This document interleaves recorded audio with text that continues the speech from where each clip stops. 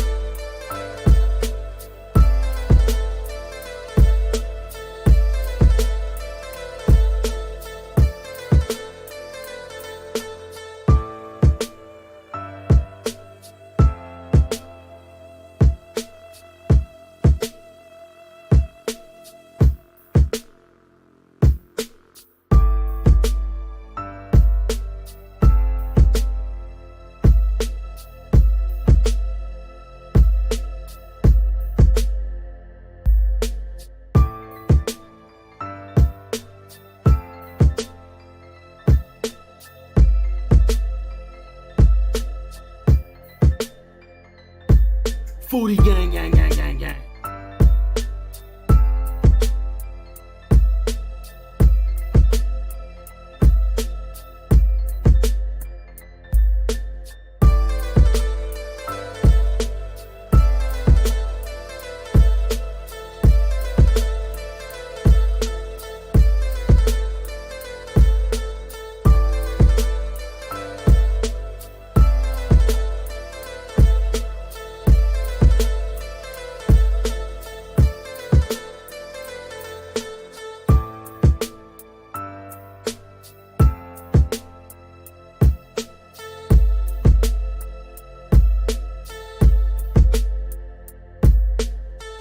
Foodie gang, gang, gang.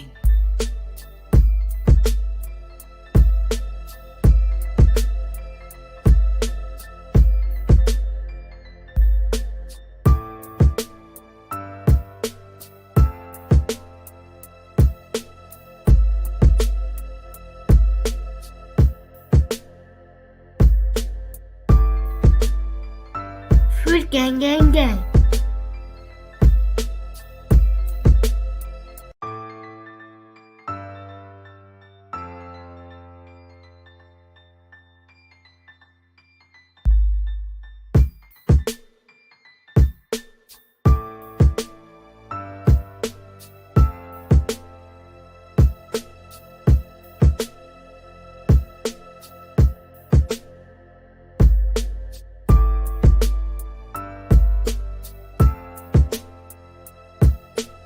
Foodie gang, gang, gang, gang, gang.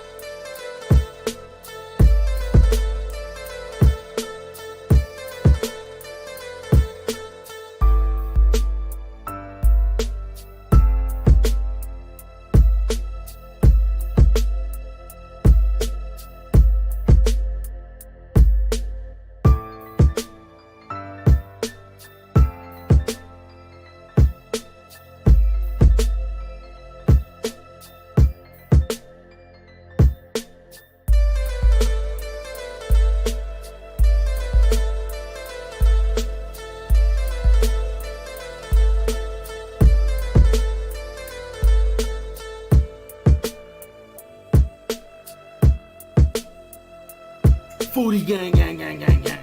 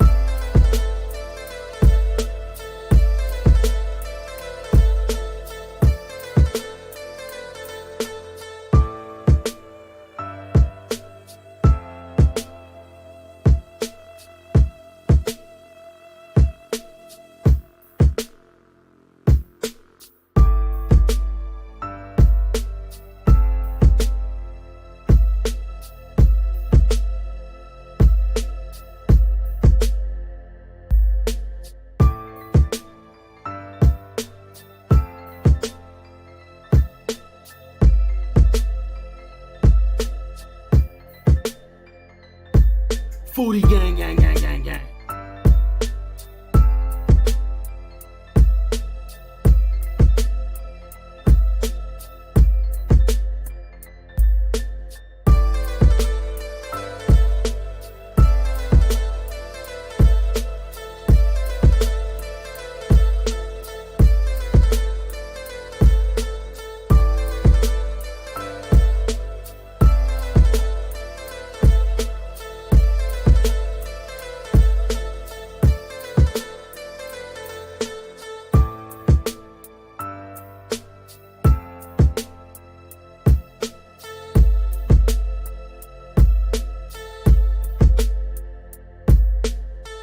Foodie gang, gang, gang.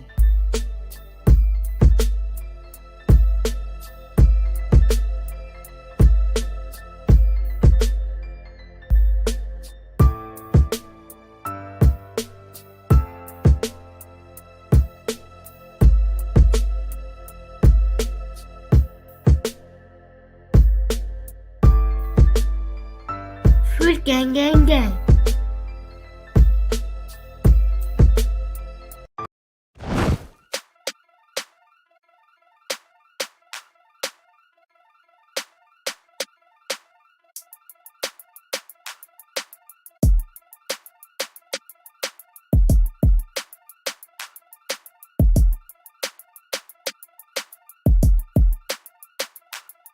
Foodie gang, gang, gang.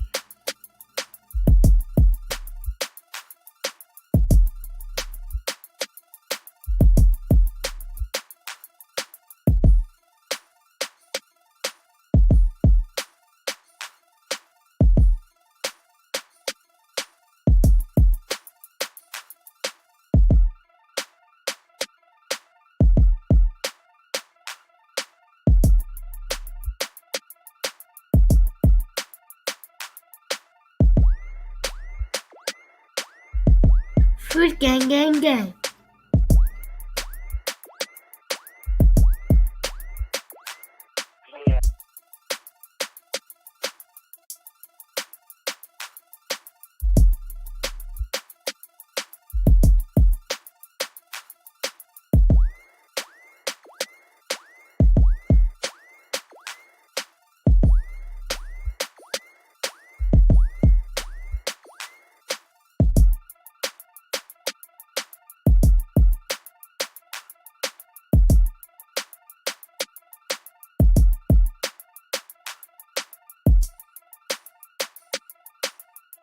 Food gang, gang, gang.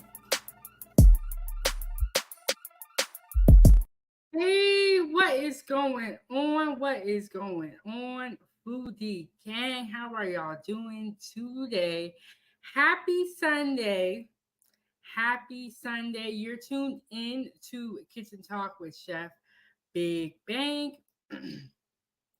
Season 2, episode 37. So we are just chugging along here. So if you missed any episodes, be sure to go back and check them out. Hit the like button, subscribe to the YouTube channel. And I'm dropping pre-recorded content every Wednesday at 9 a.m. and going live randomly. So make sure you turn on the bell To support this channel and keep the stove on, hit the Cash App and money sign Chef Big Bank. Follow me on all my social media platforms listed down below so that we can stay in touch. Foodie Gang. And also join my group on Facebook at Chef Big Bank Foodie Gang fan page and shop the Foodie Gang store. I got the 907 gear on today, so make sure that you check out the store. This is making me so mad. My hair is just making me so mad. I swear. Once you hit the live button, everything go wrong. But thank y'all so much for tuning in and for watching. And if you're watching me on the replay, go ahead, hit the like button and leave a comment down below. All right, so today we are going to talk about mastering the grill, Chef Big Bank's kitchen talk tips and tricks. So we are going to get into, how to grill and all of that. But before we do that, I am going to pull up the channel disclaimer and read that to y'all Foodie Gang. And make sure you are up to date on all the episodes of season 2 so you know exactly what's going on and who we talking about. And if at any time my mic or my audio sounds weird, go ahead and let me know, Foodie Gang. I do test it before I get here, but you never know. You never know. Okay. So getting that disclaimer pulled up. Here we go. Oh, before I do that, let me show y'all the 907 Goodies mug. I got some coffee in here with some hazelnut creamer.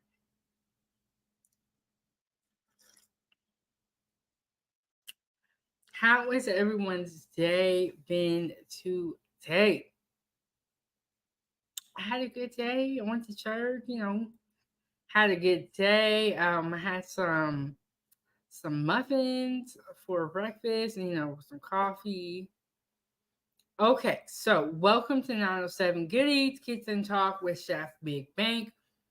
Please note that the information provided on our channel, including commentary and discussions, is for informational, educational, and entertainment purposes only. Comments and opinions expressed are those of the individuals and not those of 907 Good Eats. While we strive to provide accurate and up-to-date information, we cannot guarantee its completeness, reliability, or accuracy. The use of the information provided on this channel is strictly at your own risk. We do not claim ownership of any third-party content featured on our channel.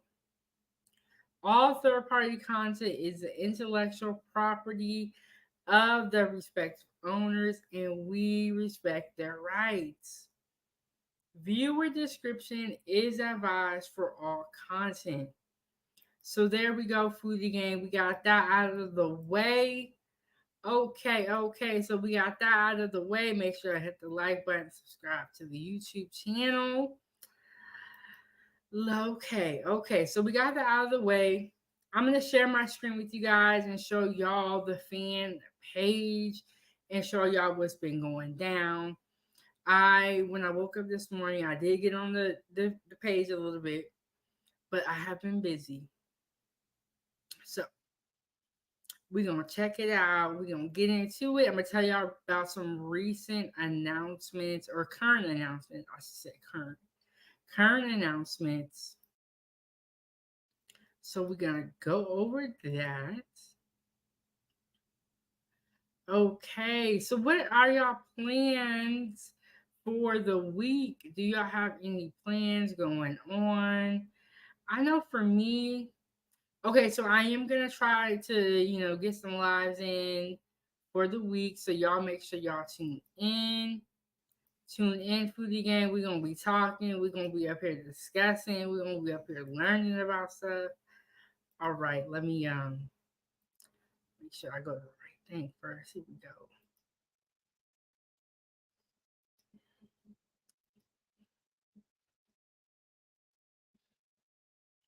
Okay, okay. Can y'all see what I see?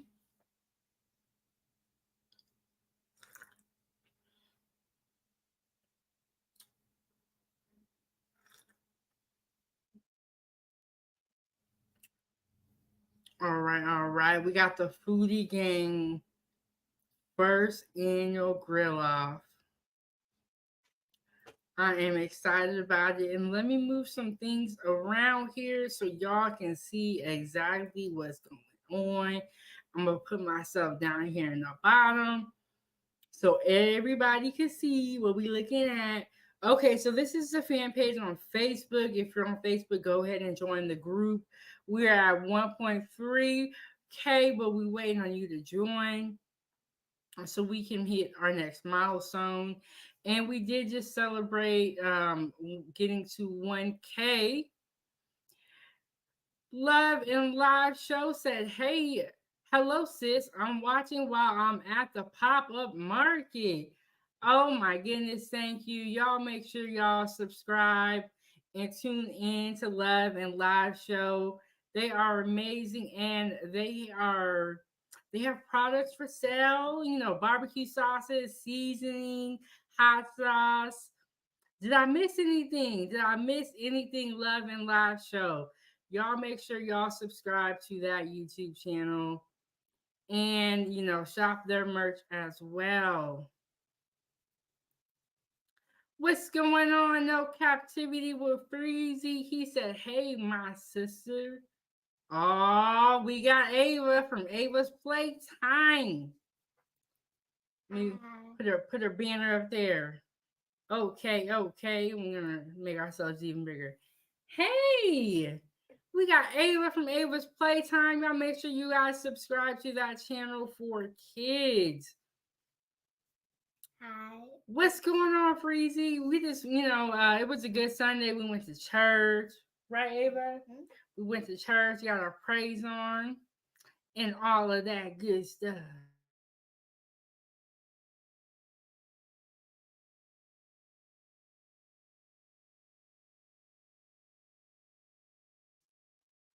Okay, and then no captivity with Freezy said, make sure y'all hit the like button, family. Yeah, it's so important. Hit the like button.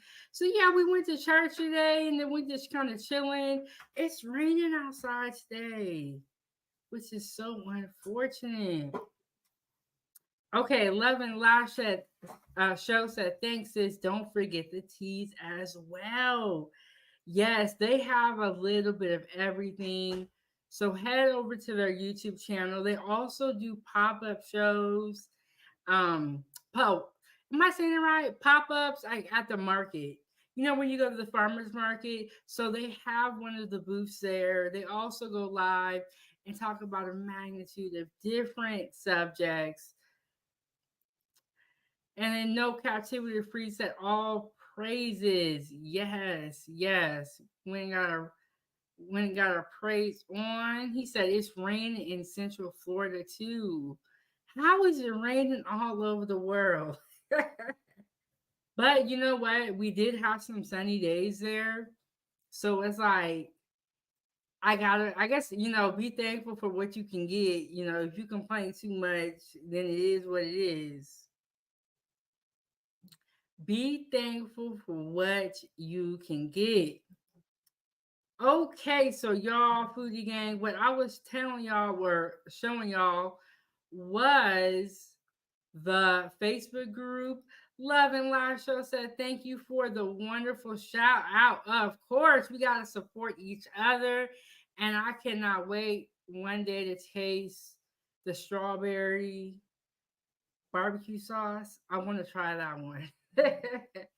I'm not really a fan of watermelon, but I believe you have the peach barbecue sauce and the strawberry barbecue sauce.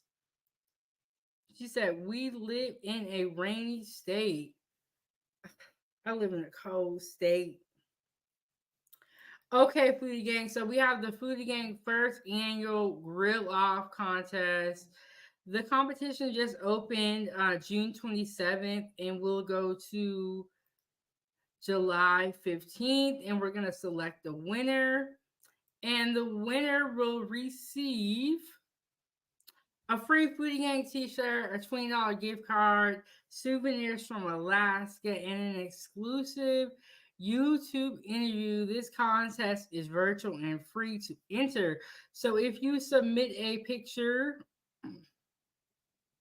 to the contest and to the to the contest of grilled food, it can be a meat, a vegetable, fruit, anything that you can grill, and you can enter that into the competition for a chance to win. Okay, so I'm trying to figure out what we are looking at here. And it's okay. So he said this was crazy.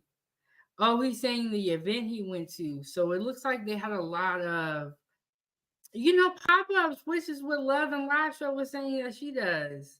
Now it's bubbling. I wonder how they got their drink to bubble.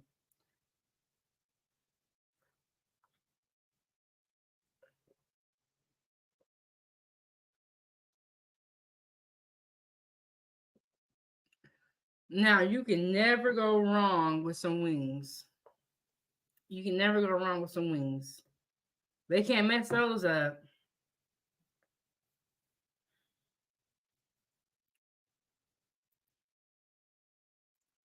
Okay, Love and Live Show said yes. We have strawberry, peach, and watermelon barbecue sauce. See, I knew I was listening right. Okay, so I want to try the strawberry and the peach barbecue sauce.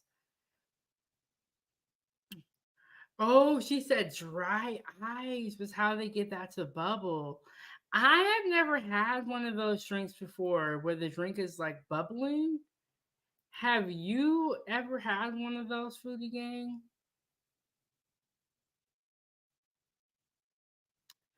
Oh, okay. So there's this chicken that's crawling on the porch, and then they're saying that it ended up going on the grill. Now that's mean. That's mean.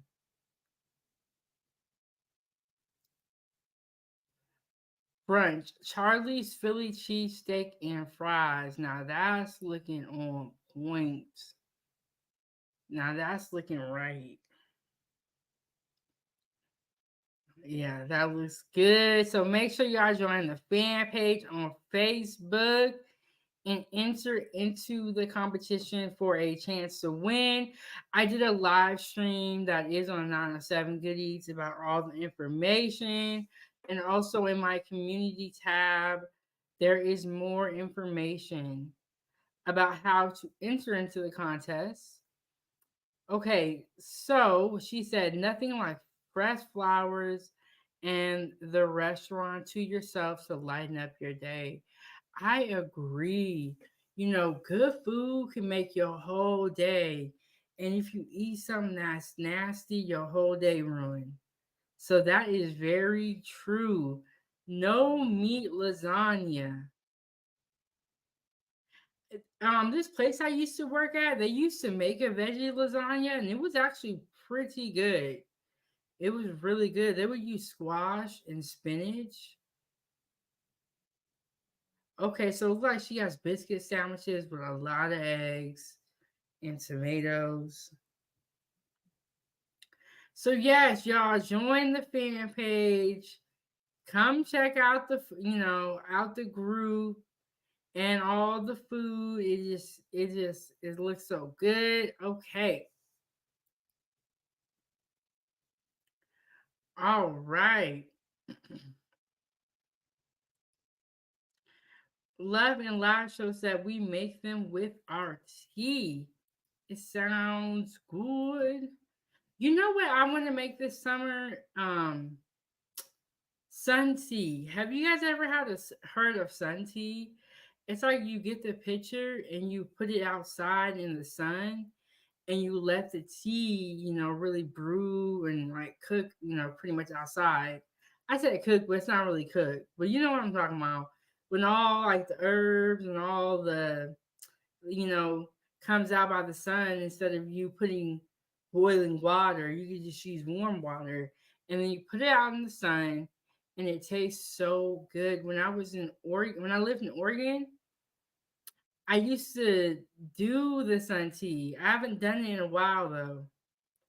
Okay, let me move some things around. All right, y'all. There we go, Foodie Gang. Hit the like button. Subscribe to the YouTube channel. Join the group on Facebook. And keep the stove on that money sign, Chef Big Bank. So we are just going to get right into it. We're going to talk about grilling. And the reason why we're talking about grilling, you already guessed it.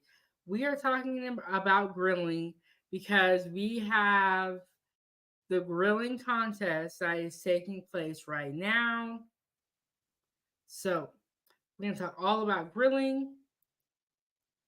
Okay, so I want to go over charcoal grill and electric grill. We're going to start with the charcoal grill first because charcoal grill, when you have a charcoal grill, I feel like that makes your food taste better. But sometimes you may live in a community where you can only do an electric grill. So it is helpful to have the knowledge of how to use both because you never know. Some places don't allow you to have charcoal grill, have a charcoal grill just because of cleanup and you know they say that they're fire hazards, which if you don't know how to operate some, of course it can be. So, that goes without saying. But let me pull that up. And while I'm getting that pulled up, go ahead and hit the like button.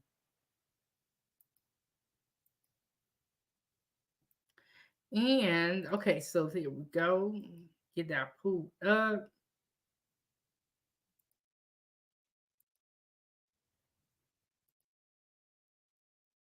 Okay, let me come back and check this. Let's see what's going on with the comments. Thank you for everybody that is tuned in. And if you're watching me on the replay, go ahead and leave a comment down below. Love and Live Show said, I love the charcoal grill better than gas. Yes, I agree. I feel like the charcoal grill gives your food a way better flavor.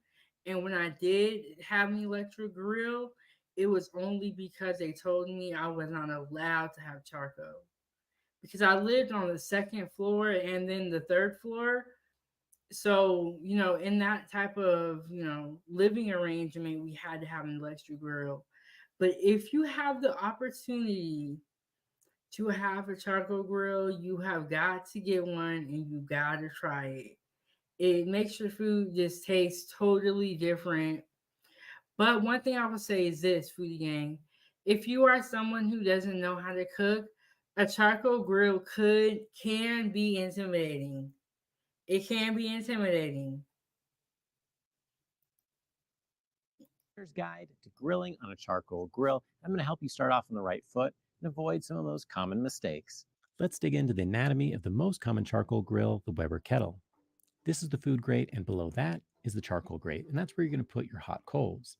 Beneath that is the ash cleanout system that is controlled by this handle on the bottom. It also acts as a damper to regulate airflow and the temperature. It's a good idea to mark where quarter open, half open, and full open are on the bottom so you don't have to guess by looking through the holes when you're cooking. The lid has a vent that serves the exact same purpose, and I'll deep dive on how the vents work in just a little bit. If you're looking for a new kettle, spring for the one that has the ash catcher. Okay. And before we get too far into the video, I just want to make sure that everyone can hear the video before we get too far into it. Hit the like button and comment down below or type in the chat whether you like charcoal grills or electric gas grills. What is your preference and what do you use when you are grilling? Leave a comment, let me know. definitely hit the like button. Gotta hit the subscribe. I'm going live randomly, so make sure that you turn on the notification bell. And let's get back into it. It's convenient and avoids a big mess and is well worth the upgrade. A lot of people will oversell you on the barbecue accessories that you need, but this is the basic starter pack. A charcoal chimney makes it really easy to light charcoal and avoids using lighter fluid, which can put an off taste on your meat. You're gonna need some tongs as well as a spatula in order to move the food around. You'll need a good grill grate cleaning device like a wire brush that makes cleaning those grill grates a snap. And a good instant read thermometer is really helpful because it'll keep you from undercooking the food and getting people sick and overcooking it and making it dry. Beyond that, it's mostly just extras that are nice to have. One of my favorites is a wireless thermometer that allows me to check the temperature of the pit and the meat while I'm inside. That comes in super handy when I'm grilling in the wintertime. Another one is a good grill rake or tongs. That allows you to move the coals around to get them in just the perfect position. But of course, you're gonna need some charcoal, and they come in two main categories. The first one is lump, and it's generally more expensive, and it's made out of whole wood, but the benefit is you get more flavor and a lot less ash. The second one is charcoal briquettes, which are made out of compressed sawdust and some binders. Generally speaking, this is what I recommend for beginners because it gives you more even heat and it's a lot easier to find. Its biggest drawback, though, is that it can produce. So I use those. It's like the first one you showed us, like the grill chips, the other day. And what I would say is I had a hard time getting them to light. I like the charcoal better. And although it's not as simple or as easy as using an electric gas grill, the taste is so much better, so different. So, that's my recommendation, y'all. That's my recommendation, Foodie Gang. A little bit more white smoke when you first light it up, but if you wait just a little bit longer before you put it on the grill, you'll be able to get through that and have great, consistent results. You can make great grilled food with either one, but I do recommend that you stay away from match light charcoal or anything that has lighter fluid in it.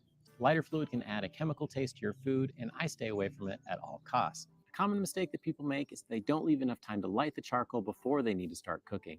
Plan on around 30 minutes before you're ready to go. Lighting your charcoal in a chimney is easy. You grab a few sheets of newspaper and put a couple of drops of oil on them to help them burn a bit longer. Crumple them up and then put them on the bottom of the chimney. Fill the chimney with charcoal, and 3/4 full is a good place to start for most general grilling. Remember, the more charcoal you light, the hotter your fire will be. And while it's lit, you're going to watch the smoke change from white to gray to clear, and that's when you're going to know that it's ready to go. Another common mistake is to pull your charcoal too early before it's fully lit, and if you do that, you're going to be fighting the temperatures trying to raise them for a really long time. It's a lot better to spend an extra couple of minutes in the chimney to make sure those coals are fully lit. How you place your coals depends on the type of cooking that you're doing. A thick layer is good for searing steaks, or a thinner layer is good for direct grilling burgers and chicken. I intentionally I'm gonna be honest, Foodie Gang. I've been using lighter fluid, and until I looked up grilling online, I didn't even know lighter fluid was, bad. But so I've been using lighter fluid, but after today, I am going to take note of what they recommend as opposed to lighter fluid. And we all gonna learn something today. We all gonna learn something today. Hit the like button, subscribe to the YouTube channel. Let's get back into the video. Everything else that he said, or everything that he said so far, does make a lot of sense. left half the grill without charcoal to give me a spot to retreat to if things get too hot. It gives me a lot of options during the cook when dinner's on the line. Now is a good time to add some wood chunks or chips if you want a bit more flavor. Just take it easy, a little bit goes a long way. After I put the charcoal on, I like to ease into my target temperature by leaving the vents fully open until I reach about 50 degrees Fahrenheit below my target temp. And then I'll start dialing it back a little bit so that way it slowly ramps up, because if you overshoot, it's a lot harder to reduce the temperatures later. Your vent settings are going to depend on a variety of factors, including the wind, the weather, the temperature, and the kind of charcoal that you're using. So these are just general guidelines to help you on your path. For long cooks that are low and slow, like ribs, leave the bottom and top vent a quarter open. For common roasting temperatures, half open on the bottom and almost fully open on the top is a good starting point. And for searing or high temperature roasting, you want to leave both the top and bottom vents completely open. The vents control the temperature of the kettle by allowing more or less oxygen to feed the fire. If you close the vents entirely, both top and bottom, you'll snuff it out and save the charcoal for next time. If you're used to using a gas grill, adjusting the temperature on a charcoal grill is not going to be as simple as turning the knob. You need to wait 10 or 15 minutes in between adjustments just to let the fire equalize a bit before you think about making another one. If you don't wait, you're going to have to make a Yeah, one thing I would say, when you put your food in an electric grill and it's too hot, it can really burn your food. So you, like you said, you gotta wait. When you do change the dial on the gas grill, you have to wait and make sure, because it can like get really, really hot and it can really burn your food. So you just want to be careful. Just gotta wait. ton of adjustments, and you're going to be chasing and fighting those temperatures all day long. Mastering charcoal lighting is a really important skill, and I have a deep dive on how to use a charcoal chimney right over here for you to check out next. And today we're taking a look at how to set up your new gas grill for the first time. So there we have it, Foodie Gang. So he talked all about grilling. He talked about the vent situation. And I'm going to have another video that is a little bit simpler. And as far as the vent situation goes, it is a little bit simpler. And you know what? I'm going to get into that video right now since he mentioned the vent. I have another video that's kind of really simplify what he said about venting in a nutshell, make it a little bit easier. And in this video, she's also going to discuss how to start a charcoal fire. And if you are a part of the fan page, and if you're not, go ahead and join. We are in the middle of our grilling contest. All right, folks, this is a video for all you folks for the summertime. Y'all need to be out here grilling, not burning up none of that electricity, because electricity is too high right now. Water, gas, electricity, everything's too high right now. So what you do is you get you a brown paper bag, you shred it up, put it at the bottom of your grill. I don't know what kind of grill you got. We got a ghetto grill, so you like this thing? Couple places. I won't do it just in one place, y'all. Now, one thing I know, Foodie Gang, is that everybody has eaten off this grill before. This is a little square grill that everybody can find at their common store, mainly at Walmart. Everybody has this grill. It's perfect. This grill gets it done, though, if you don't have a super expensive one. This one does the job. I'll show you multiple. I hope this thing shows it lit before I go. Another thing, I don't clean off my grill with foil and all that shit. Oh, excuse my French, but I just put it up here when it lights and does this thing, as you can see. Now, I do not agree with what she's saying about that part, about how she doesn't clean her grill off. You can get a grill brush. You can get a grill brush, and it's like a really hard brush.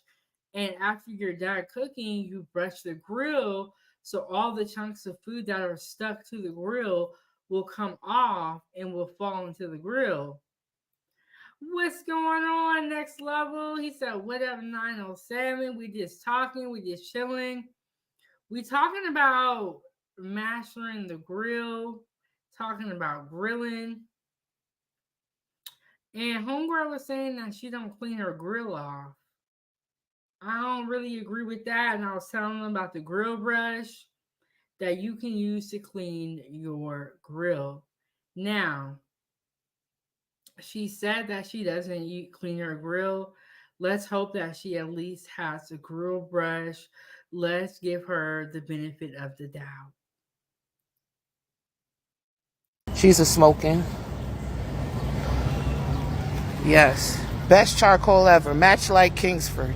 That's what you use. And there you go. That's how you do you a grill. Now, all right, folks, this is a video for... I do something similar to this, but I use lighter fluid, which in the first video he said you shouldn't use that. So that's the first I ever heard of that, by lighter fluid. I'm going to have to, really take that into consideration. Not to use lighter fluid.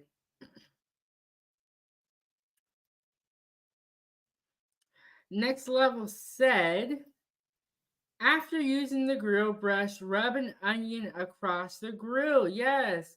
So in culinary school, they taught us to you get an onion, you slice it in half, you dip a half of the onion in oil, and you can use that to clean the grill, and it does the job. I did it before, it works. So in this video, she's showing us how she likes to grill. We saw how he lit the grill in the first video.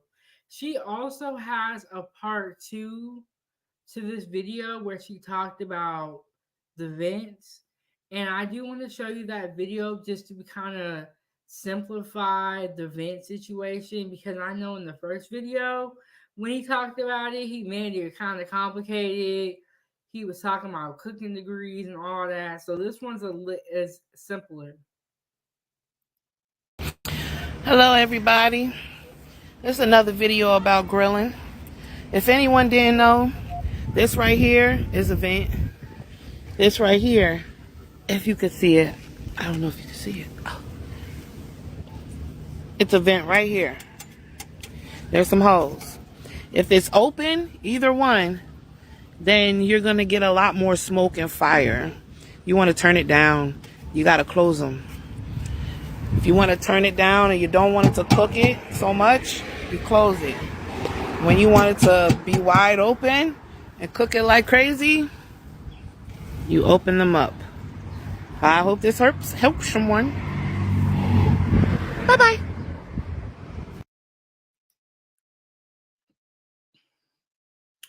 Okay, so yeah, like I said, that version of the vent situation was simpler, and that is why I wanted to show it to you guys. Foodie Gang. Next Level said, I don't use lighter fluid either. You can use regular cooking oil or just know how to build a fire. Okay, so we are all learning something together here today, Foodie Gang. And what we have learned is that lighter fluid is bad. And I didn't know that until today, until I was covering, this topic and really taking a deep dive into that.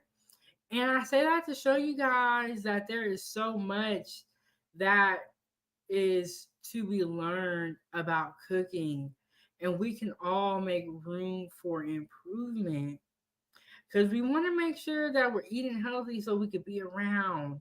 So let me just play that video one more time. And this is going to be a chill live stream today. I dropped the link if anybody wants to come up and join the conversation about grilling. And hit the like button, subscribe to the YouTube channel. And to support this channel, keep the stove on, hit the Cash App, money sign, Chefbigbank. But this is the grill I was talking about that everybody has eaten off of and everybody has. I mean, this is the grill that you will commonly see at cookouts, along with the dark brown. I mean the black grill that's kind of like a big cylinder. You'll see that one, or you'll see this one at the cookout, in my opinion. Next Level said lighter fluid is a bunch of chemicals and people don't use it properly. That makes a lot of sense, and I can see why they would say not to use lighter fluid. I feel like a lot of us use it because it's easier. It works. But that's a good question. It's like, well, what is really in here? Next Level said a barrel pit. Oh, okay. Are you saying that that's what that grill is called? Yes. You'll see this grill. You'll see this grill at the cookout, or you'll see the black one like a cylinder. You'll see that one. So in this live stream, we are gonna really just talk about the mastering the grill, like grill tips and tricks and more. And then in another live stream, we will get into recipes and things that you can make on the grill. Because there's a lot of information to be covered as far as grilling is concerned. So it's not possible to get it all into one live stream. So y'all stay tuned. Hello, everybody. This is another video about grilling. If anyone didn't know, this right here is a vent. This right here, if you could see it, I don't know if you can see it. Oh. It's a vent right here. There's some holes. If it's open, either one, then you're going to get a lot more smoke and fire. You want to turn it down. You got to close them. If you want to turn it down and you don't want it to cook it so much, you close it. When you want it to be wide open and cook it like crazy, you open them up. I hope this helps someone. Bye-bye. Yeah, so food again. I went to a cookout the other day, and it was a moment on the grill. We had to do what we had to do. Love and live show said great information. Thank you. So I went to a cookout the other day, and it was a woman on the grill, and all her vents looked like this. They were completely open on the top and on the bottom. So what happened is all the burgers burned and caught on fire and were like hockey pucks, and she didn't know what to do. And so I was telling her, I was like, I think you got to close some of these vents because the grill was already so hot. But like the gentleman said in the first video, when you first start your grill, you got to let it cook, or you got to let the charcoals kind of calm down. So you put the charcoals on there and then you wait until the charcoals are looking white. You wait about 15 minutes, maybe even more. If you light the grill and then immediately put your food on, it's not gonna work because the charcoals are not gonna be at the right temperature. You want to let your grill, be started for a while. Let it cook for like 15 minutes maybe before you put any food on the grill. And so it's just a good idea to, take your time. And if you enjoy grilling, you won't feel like these instructions are super hard because you enjoy grilling and you don't want anything to happen to all your meat, because we gotta, food is expensive these days. So you really got to think about this, like how can I not mess this food up? How can I not waste my money? I'll tell you how. Hit the like button, subscribe to the YouTube channel. I have a lot of great information on my channel, a lot of videos all about food. Definitely check out some of my other content. And I know y'all see me up here, I be talking, but I do be cooking. I do be cooking, but this is my live show. Okay, so we talked about the charcoal grill. We talked about that. We touched on the electric grill a little bit, but this next video that I'm going to play for you is going to tell you how to set up a gas grill for the first time. And so we're going to kind of switch over and we're going to talk about the gas grill because, like I said before, charcoal grill is preferred, but we may live somewhere where only electric grills are allowed. So it is good to have knowledge of the charcoal grill and the electric gas grill. It's good to have knowledge on both of those because you never know when you're going to have to use them interchangeably. But the charcoal grill is preferred if you have an option. All right, hit the like button, subscribe to the YouTube channel. Let me get that pulled up. And what is everybody gonna eat for dinner? So I have some leftovers. So I think I might just kind of eat some leftovers. I got some rice and some stir fry already made. I put some spinach, and there's squash in the stir fry, and then there's carrots. Really, really tasty. Let me move these some things around. All right, here we go. Got a little bit bigger for you guys. All right, foodie gang. So we're gonna talk about how to set up a gas grill for the first time. For the first time. Let's see. Let's go. At how to set up your new gas grill for the first time. Easy and simple. This is so easy, anyone could do. Everything that we use on the video, we're going to leave a link on the description. So you got your gas grill and you're ready to start using it. Don't worry, today we're going to show you how to set it up. Before we get started, remember the most important thing that you need is your propane tank. And the second thing, you want to make sure it does have gas. Now, the third thing, and most importantly, is safety. Because the last thing you want on a clear sunny day is to die. Now that we got the disclaimer out the way, the first thing that we want to do is go ahead and clean the grill. Yes, you definitely don't want that to happen. What you want and what you're going for is some good food, and you want to be safe while doing it. That's why it's important to, study, get educated, know what you're doing. We all got to be careful in the kitchen. We can't just be out here doing stuff. And we're gonna clean the grill grates and the grease cover for the burners. And we wanna do this the old fashioned way, soap and water. If you use a sponge or a rag, even better. We wanna go ahead and remove any particles, oils that the grill might picked up on the manufacturing process. Because the last thing you want on a clear sunny day is to die from chemical poisoning. Don't worry, here at the Statabox team, we want to up the chances of you living another day.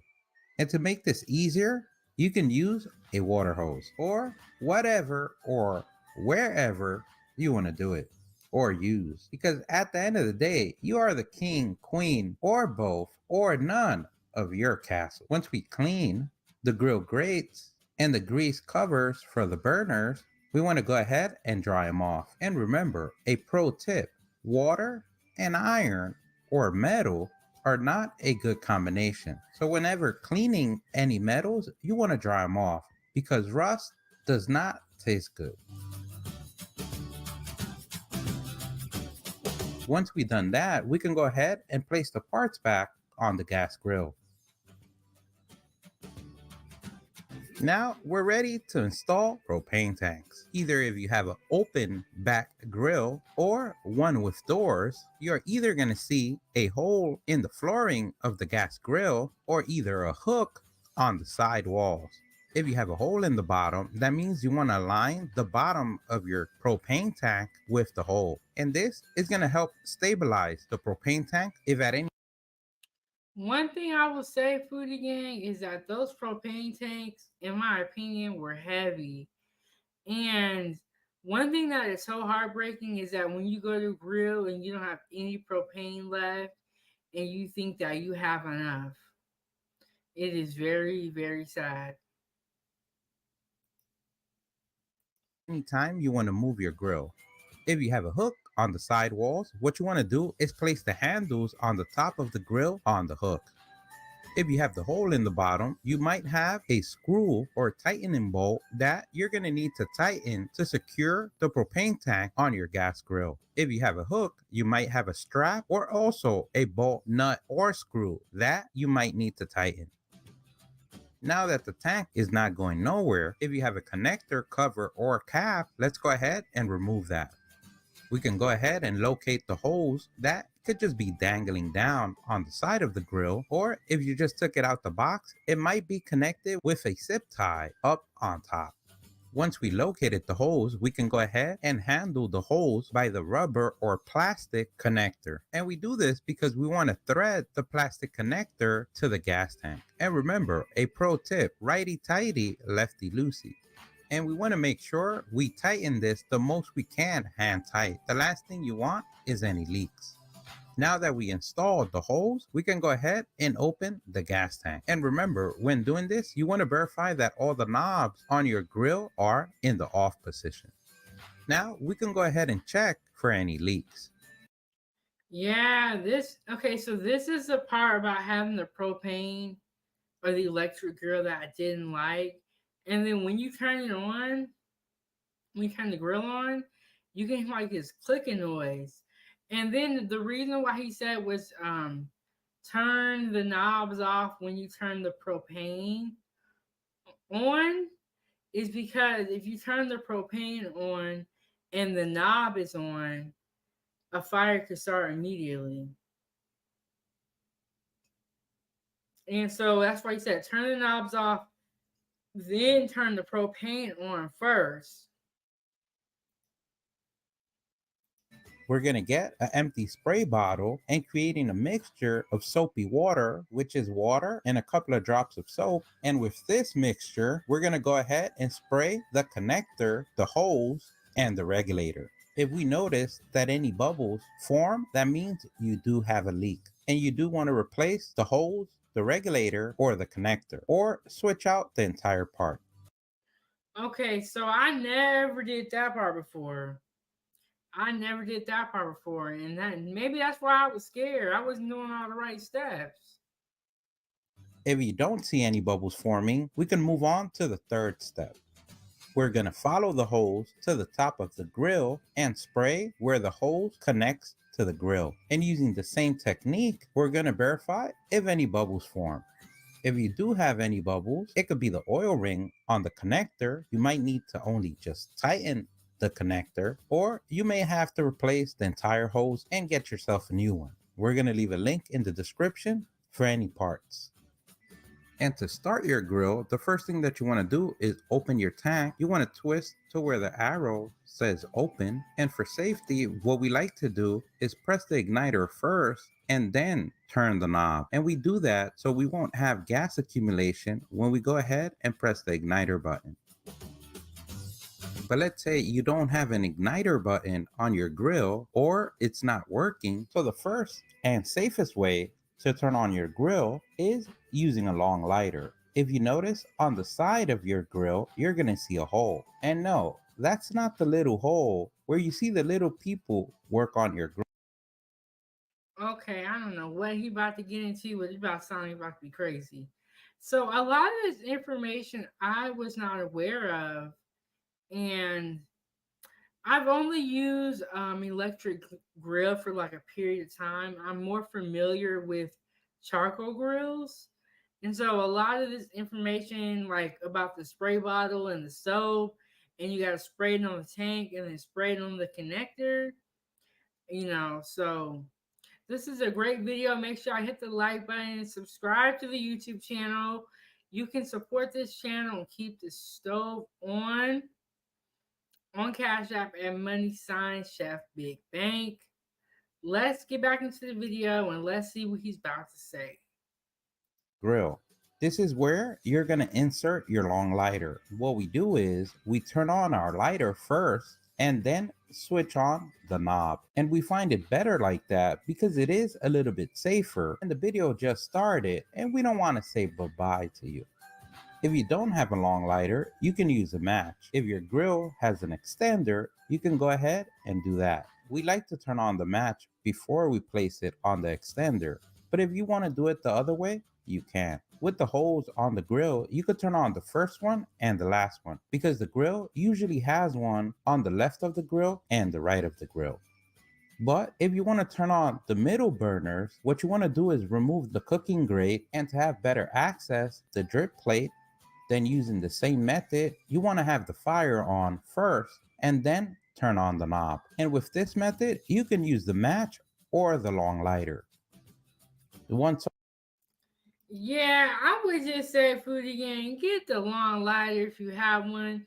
Those long lighters come in handy. And when I did use the electric grill, I had the long lighter. And And then the long light is a better investment too. It's easier, simpler. You can use this to light candles and to do other things around the house. So just go ahead and get you a long lighter. On, you can place the drip plate back and the cooking grate. If your gas grill has a side burner, this would be a lot easier. Using the same method, you want to have the fire on before and then turn the knob. If you've done all this and your burners still don't turn on, it could just mean you ran out of gas. And what you see move the fire could just be air on the tank. What we want to do now is burn. And this is what I was talking about. It's so sad when you don't have no more propane and you think you finna grill. It's very sad. Off any oils or residue that we were not able to take off on the cleaning process. And this is just an extra step to make sure that on this clear sunny day, you don't, and you know the rest of the story. So what we're gonna do is turn on all the burners on high for 30 minutes. And one key thing that we want to do is leave the cover open. If you have a side burner, you want to go ahead and do that for that as well.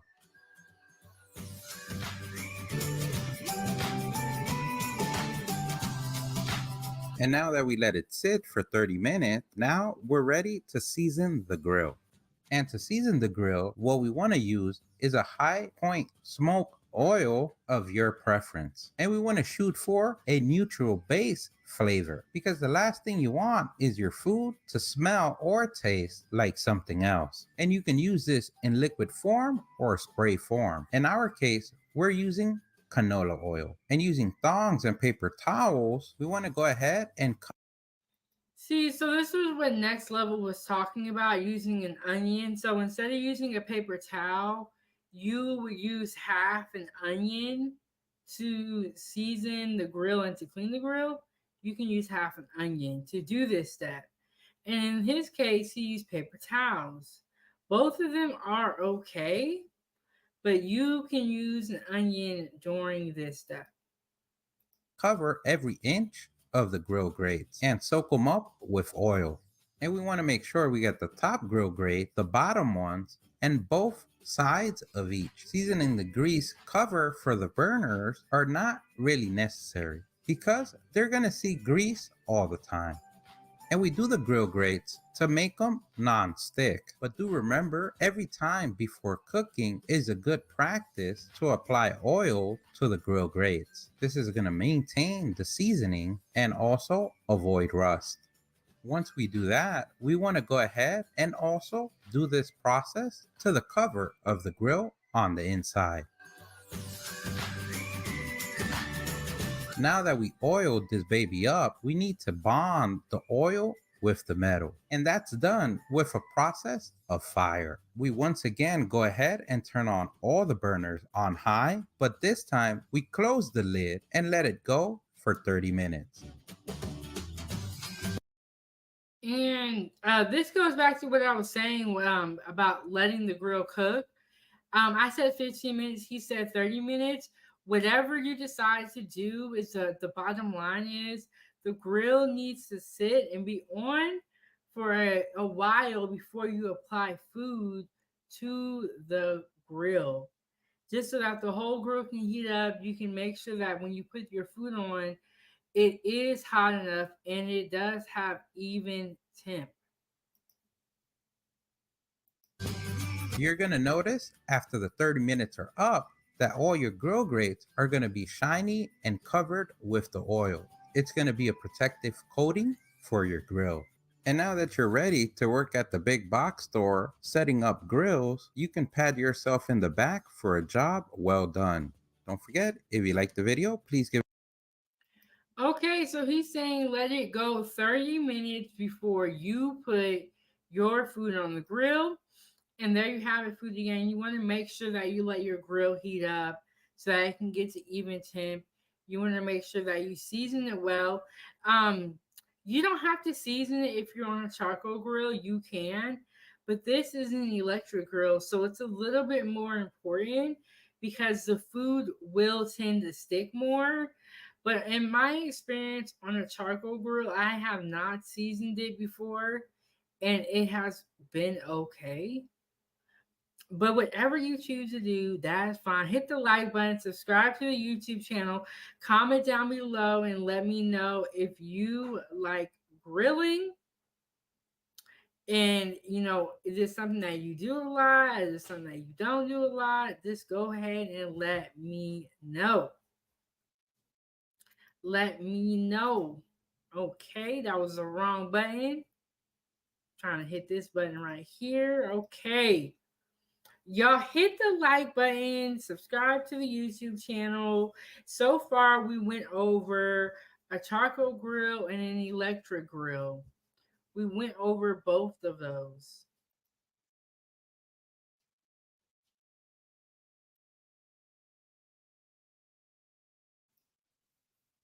So far, we went over both of those. And my preference is a charcoal grill, but sometimes, like I said, you live somewhere where you can't have a charcoal grill, so you have to have an electric one. So they are both important to know because you never know when you'll have to switch up and when you'll have to do a different one. So they both are important to know. And so I have some more grilling tips. Let me get this moved around here. And while we wait, go ahead and hit the like button. So every Wednesday, I'm dropping pre-recorded content and going live randomly. So make sure you turn on the notification bell so that you get notified. Coming up this week, I have a lot of live schedule. We're going to talk about shrimp. We're going to talk about, we have the 4th of July coming up. So we're going to do, I'm going to do a live stream about that. We're going to talk about July 4th gone wrong. Because everyone likes to cook, but not everyone cooks well.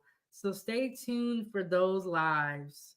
You throw your steaks on your grill, hit it with your wire brush, take an onion, and rub that onion all over your grill. And what that does is it gets all the old, charred. So he is doing the onion trick that we talked about where you can season your grill and you can also clean your grill with the onion. And the reason why a lot of people like this method is because it's not harmful to the grill. You're using, a food to clean to you're using food to clean the grill versus using a paper towel. So, but whatever you choose to do, food gang, it's all okay. Stuff from the last time you used it, and what it does is it seasons the grill and it helps prevent the food from sticking. It's a great way to start your Memorial Day weekend. Stay safe. And one thing I would say, Foodie Gang, is that he is using his bare hands, and those charcoals are white. So that grill is hot at that point in time. So he must be used to grilling, and the heat must not have bothered him. But for y'all, Foodie Gang, use a pair of tongs because this grill is hot. And like I said, with the charcoal grill, you don't have to season your grill. I don't sometimes. But if you want to, you can.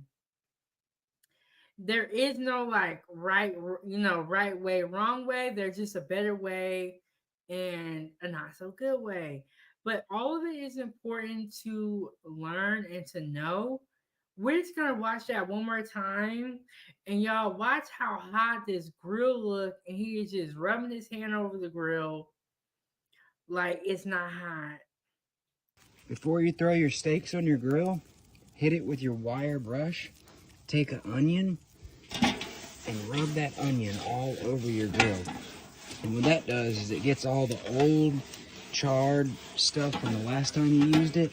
And what it does is it seasons the grill and it helps prevent the food from sticking. It's a great way to start your Memorial Day weekend. Stay safe. Yeah, so like I said, I don't know if this grill was hot or well. I know the grill was hot, but he was just like I said. He was just rubbing the onion, no gloves, no nothing, and he was not worried about it. And he was not worried about it at all. He was not worried about it at all. So I recommend that if you are doing that and you are at home, that you use a pair of tongs. I do not recommend that you use or that you do the onion without a pair of tongs or something holding it because everybody is going to feel that heat differently. Okay, foodie gang. We are going to go to a commercial and then when we come back, we are going to talk about a couple of grill contests, competitions. So stay tuned and I'll see y'all after this message and after this commercial.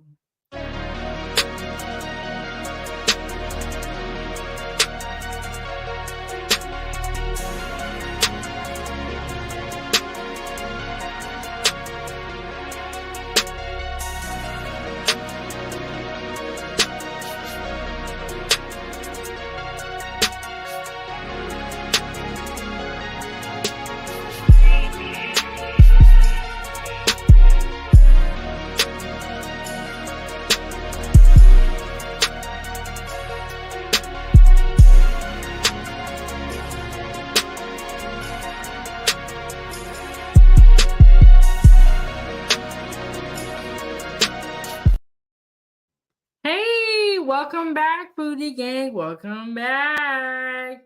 Hit the like button, subscribe to the YouTube channel. You are tuned in to Kitchen Talk with Chef Big Bang. And y'all, that was Ava just over here asking me all these questions. Asking me all these questions. Y'all know how kids do. They, no matter what you got going on, they want to come ask you a question. So season 2, episode 37. So if you missed any episodes, be sure to go back and check them out. This has been a great season. And also check out season 1. Leave a comment down below and let me know whether you like grilling or not. And follow me on all my social media platforms. So we talked about grilling. We talked about using a gas grill versus a charcoal grill, and we talked about how to set both of them up.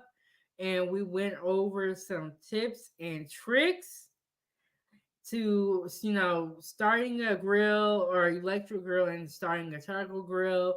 We went over how to season your grill, and we really showed you, foodie gang, how to start.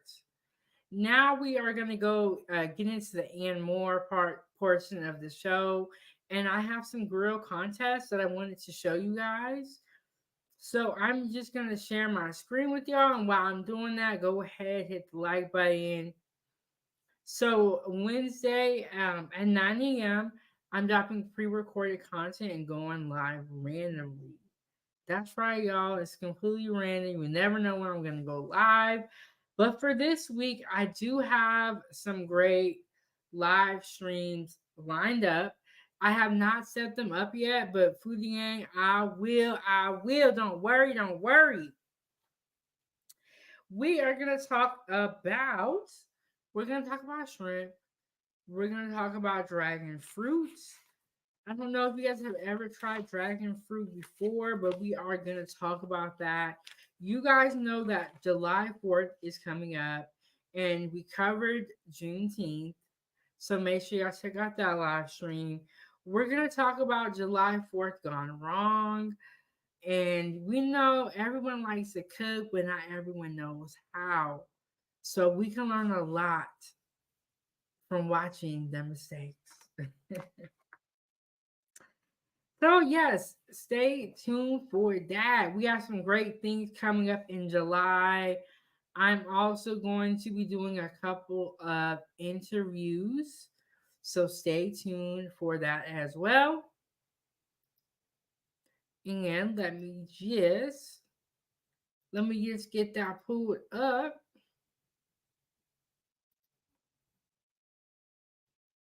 Yeah, so you guys, we are kicking off our food contest, and it is the Foodie Gang. It is the Foodie Gang first annual grill off, and that is why we are talking about grill food today. And we are going to be talking about grill food a lot. So go ahead and get used to it. And we are going to be talking about grilled fish. 4 levels of grilled fish, amateur to food scientist. Y'all know I like these competitions. I know I like these contests. I feel like food contests are a lot of fun. So we're going to get right up into the video.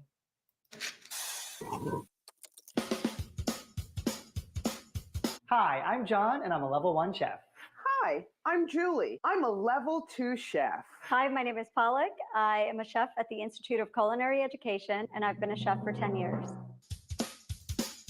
So today we're going to be making grilled fish.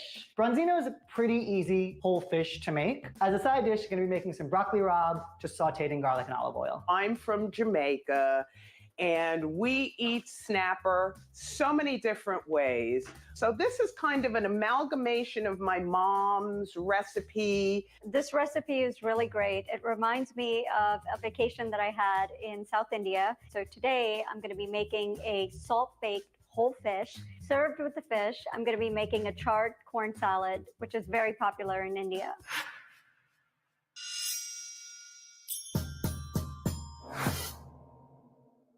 This is a whole bronzino that I got from the supermarket, and I requested that it be cleaned with the head and tail removed and all the scales. So I've heard of that fish before, but I've never had it. And on my Facebook group, there's a member that eats red snapper a lot. She eats that all the time. So when they mentioned that name, that did sound familiar as well. The key to making a beautiful grilled fish is to get the freshest and most beautiful fish possible. And I got to tell you, this baby is gorgeous. I feel like I want to name him, but that might be a little weird. The fish I'm using today is a porgy. The first thing is just to kind of look at the eyes and make sure that the eyes are clear. If they look a little bit foggy or white, that means the fish is a bit older. So to prepare the fish to get it on the grill, the first thing we're going to do is snip off the gills. They're a bit sharp, so using kitchen shears, just kind of take these away. I have a lime here. I'm going to tell y'all right now, Foodie, I do not like my fish with the eyes on it. I would have to fillet this fish and get fillets and then grill the fillets. I cannot do it. Ooh, the eyes freak me out. I don't know what it is. And I am going to squeeze this lime into the cavity of the fish and on the flesh of the fish. I am going to make some cuts along the side of the fish that will aid in the cooking process. Put a little salt the inside in of the cavity. We're going to move on to making the marinade. Our marinade is going to, as I say, have a lot of lime juice. I'm going to use probably 2.5 limes. Crush some white peppercorns, regular black peppercorns, thyme, dried, and I'm also going to use a little fresh thyme, some sweet paprika, hot paprika. I'm going to shave this fresh ginger into the marinade. I'll say this, so she looks like she knows exactly what she's doing. And I feel like her fish is going to be good. And she has a really nice kitchen, if I might add as well, Foodie. And she got a nice kitchen, and She looks like she really cares about cooking, which I think is an important aspect, of someone that is making your food. You want them to be looking like they care. You don't want them to, be dirty, not paying attention, you know, angry. And you want someone like this who cares and who is into it. Use your microplane and put a little lime zest. Can I just tell you, that fresh lime smells so good. Also wouldn't be Jamaica without allspice, a nice good bit of salt. I love garlic, but I don't really like to use a lot of garlic with fish. The last thing we're gonna do is we're gonna slice this Scotch bonnet. Woo! And some of my fresh parsley. Now you want to pull it all together with some olive oil. We're going to whisk it up. Here we have it. This is my marinade for the fish. Now we're going to make the salt cure for the fish. So for the size of the fish, we're going to use about 8 egg whites. We are going to add some spices to that mixture. So we're going to start with coriander seeds, adding those to a mortar and pestle. I just kind of want to crush them up so that they mix nicely with the salt. Okay, so one thing I would note about her is that she seems pretty serious. She has all her mise en place prepped out, ready to go. She got the white coat on. She got the mortar and pestle. She means business. I'm curious to see what type of spices she is going to put on her fish. It's kind of looking like a curry, but let's watch and let's see what she's going to do and what her seasoning is going to consist of. But off the bat, homegirl came prepared. She is ready to go and is not playing around. Next up are fennel, whole peppercorns. Here we have 8 cups of salt. We're going to mix the egg whites into the salt. Like when you're little and you make snowballs, that's the consistency you're looking for. Once you've got that mixed in, just a little bit of water just to bring it all together. Make a ball. That's what you're looking for. We're gonna stuff the fish with some fresh herbs. I have some parsley, bay leaf, oregano, as well as some lemon. That's gonna go inside the cavity of the fish. You've got some ginger left over. Why don't we just do 3 little slices of ginger, thyme in here, and we're just making like a little sort of cornucopia bowl.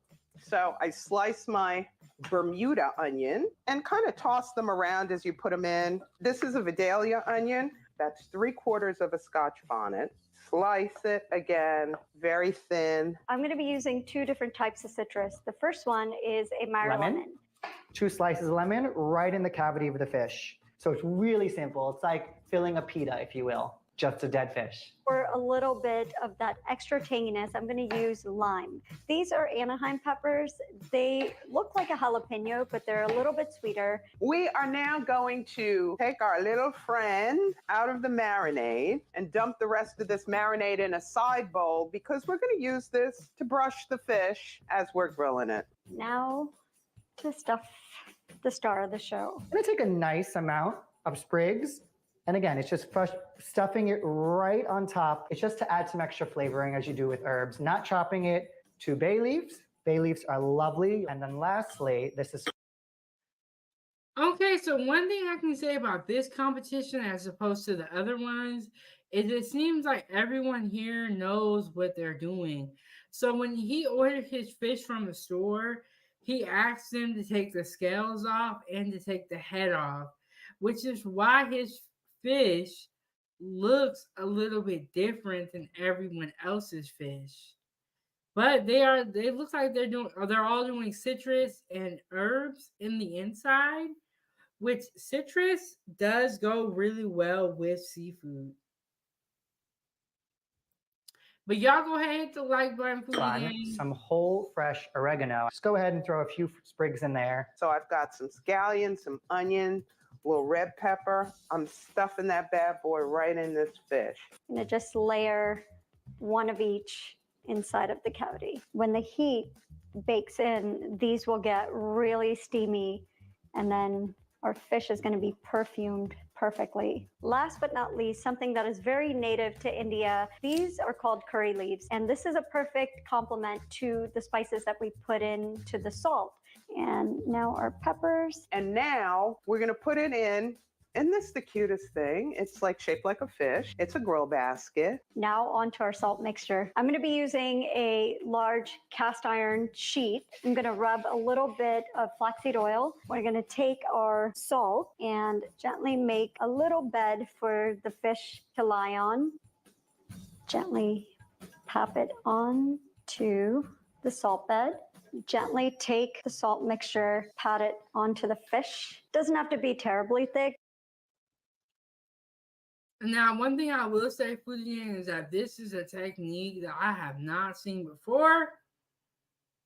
So we all finna learn something new here today, because I have never seen this before. I think I heard a little bit about this, but I haven't seen it before.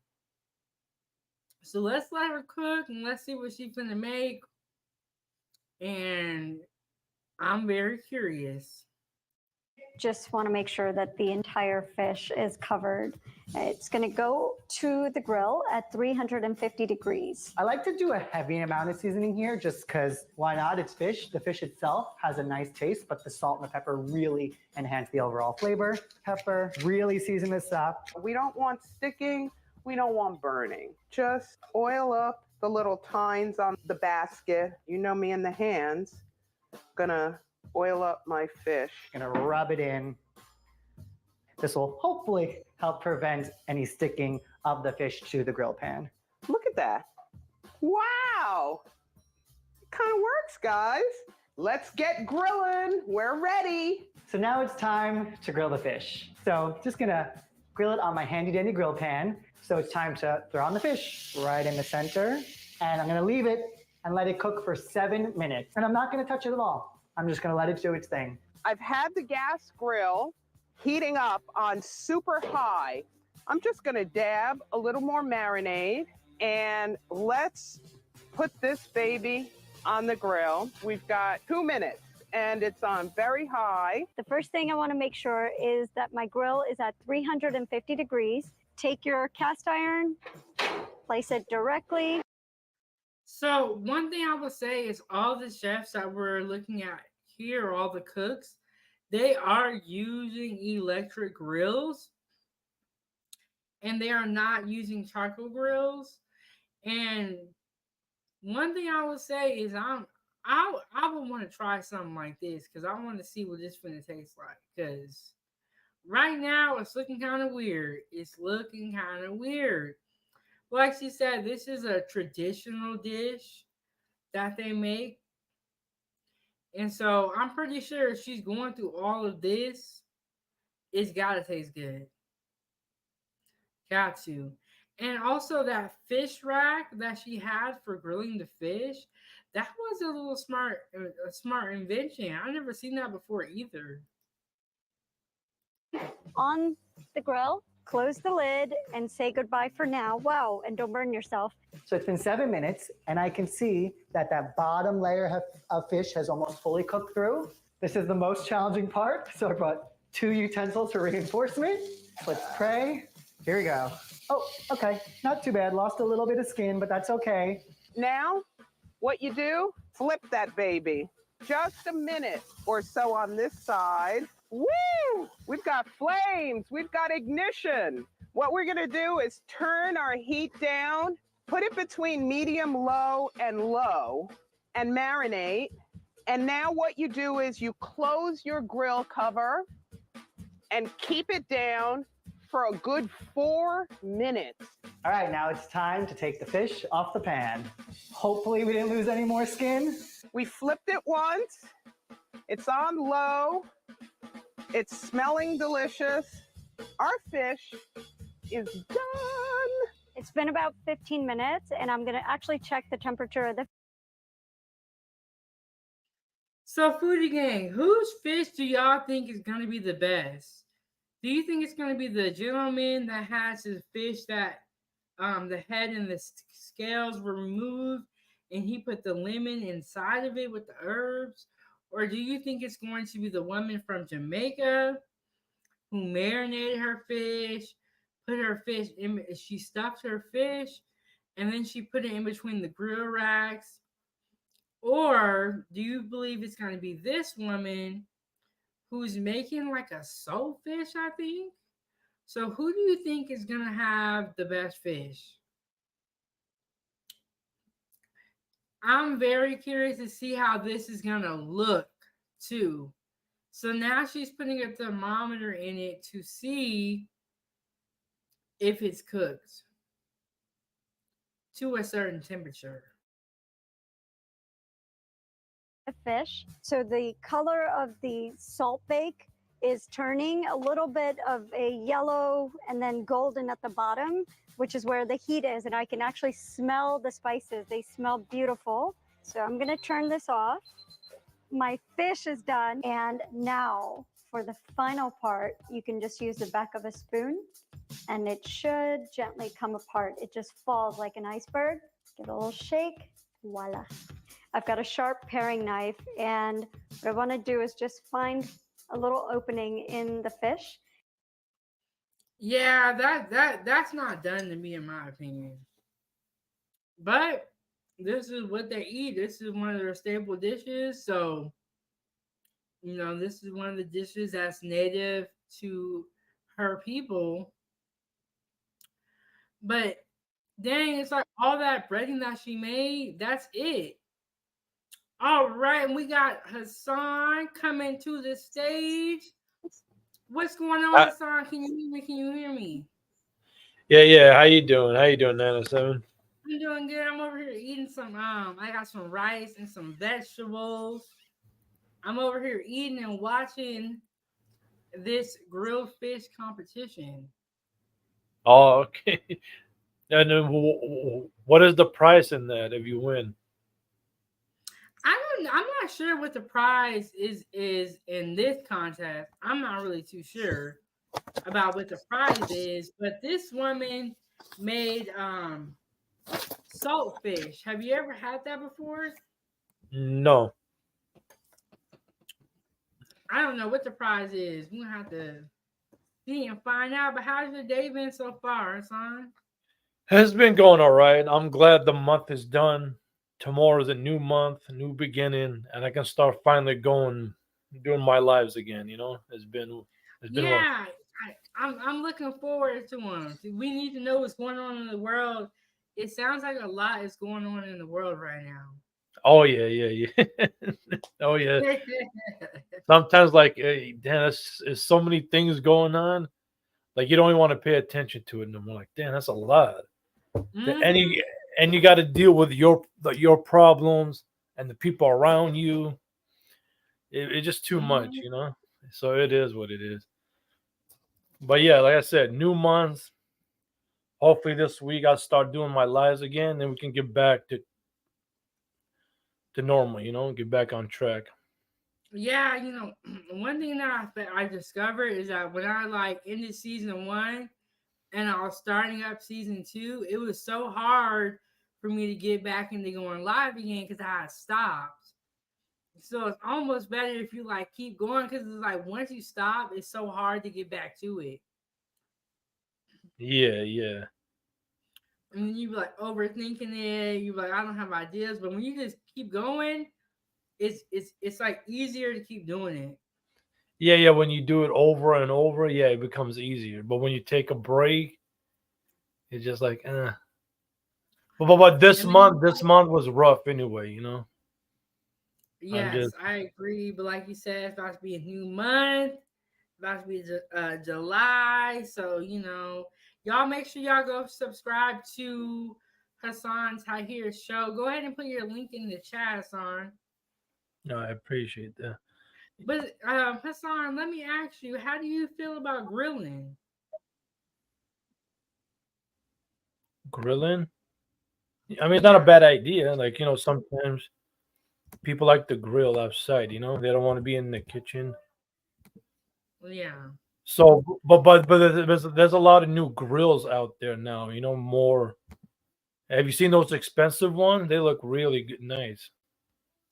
No, but I did see a video where it was talking about different grills, but there's a Yeah. lot of different grills, and it gets very, very serious. Oh yeah. And some people they don't want other people touching their grill. Depends on the family member, like the grandpa, the Yeah, it's uncle, the like dad. my dad was kind of the same way. He was like, "These are my grills, and that's it." You can't. It's like walking in people's kitchen. You can't use everybody's kitchen. Yeah. So I Some got a people question feel about type this. About this. You said that this is like a what? A tournament or? Yeah, it's like so. It's four levels like of chefs making grilled fish. I don't know what the prize is though, and it says But 4 levels, but I only seen 3 cooks, so I'm not sure what the prize is. But it looks like we have the Indian woman who made the saltfish. We have the Jamaican lady who making the marinated fish. I forgot what type of species of fish she had. And we have the gentleman who's doing the stuffed fish that doesn't have the head on it. And we're gonna yeah. see which one or see what they come up with.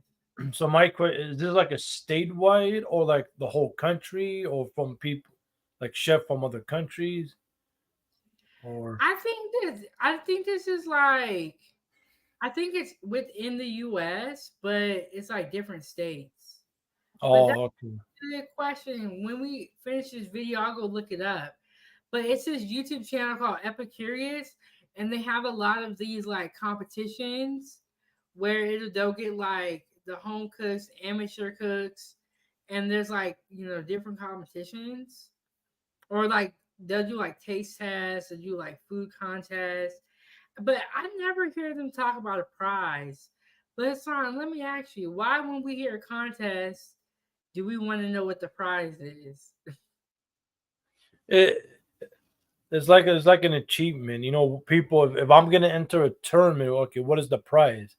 Is it a vacation, a brand new car, a house, money, or a big trophy, or like do I get my name? So everybody wants a prize. There's always Mhm. because you don't want to enter a tournament unless you volunteer for the community or the people. That's different then. But like 98% of them, what is the prize? I'm not gonna just enter a tournament. Like what do I get out of it? You know? You know what? I completely agree with you. I feel like people like to win, and we want to win something. We want to we want to know, what do I get? You know, Yeah, what am I like gonna a win? yeah, like a vacation. Do I get a car? Do I get Yeah, money? Like or I'm something. not doing it. Yeah, unless you volunteer for the community or something, then that's different. Then Yeah, I agree with you on there. But y'all make sure y'all subscribe to Hassan's YouTube channel. And Hassan, I'm gonna get back into the video. So she just made saltfish. So she put like this it was like salt and flour, like this breading that she made up on top of the fish, and then she grilled that on the grill for like 15 minutes. Now she knocked off the salt layer, and we're gonna see how the fish looks underneath that she cooked. okay. And gently just push skin back. Flesh looks perfect. It's nice and white. And I'm gonna actually make an oil. It's gonna be infused with mustard seeds and the curry leaves. This is an avocado oil, which has a very high smoke point. And once it's smoky, add your black mustard seeds. You're gonna hear a popping sound. Be careful with this one and tilt it. Once you hear the popping stop, that means the oil is now infused, and just drizzle right on top of the fish. The last thing I'm going to do is drizzle with Meyer lemon and with the infused oil that has mustard seeds and curry leaves. This smells like my trip to India on a plate. For my side dish, I'm going to be making some simple broccoli rabe sauteed in garlic and olive oil. It's super Okay, Foodie Gang. So it's looking kind of good when she finished it. I don't know if I'm trying it though, but it looked okay when she finished it. So she put the infused oil on top, the infused avocado oil with the lemon and squeezed it on top. That is one big piece of fish. I'll tell you that. One big piece of fish.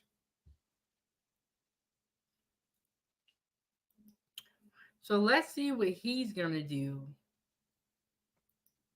Let's see what he is going to do. With Meyer lemon and with the infused oil that has mustard seeds and curry leaves. This smells like my trip to India on a plate. For my side dish, I'm going to be making some simple broccoli rabe sauteed in garlic and olive oil. It's super tasty, very Italian, something that was a staple in our household.